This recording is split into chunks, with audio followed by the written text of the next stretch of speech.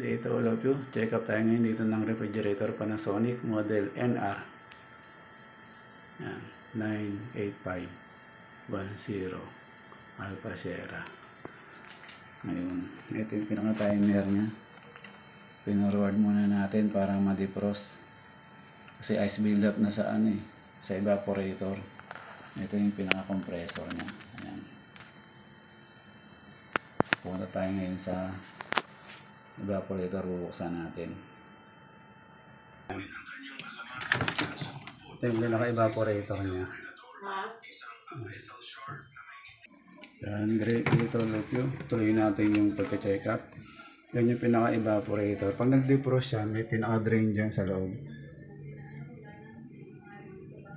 Yan, may pinaka-drain.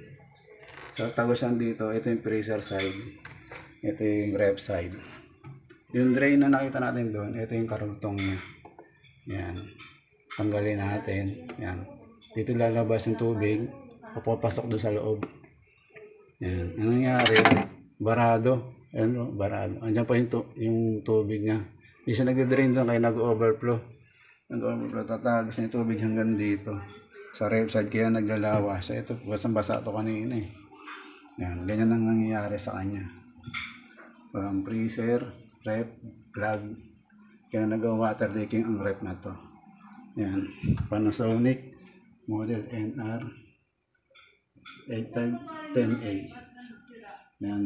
Nakuha na natin yung problema niya. Bakit siya nag-water leaking. Yan. Maraming salamat sa lahat ng nanonood. At assemble natin siya.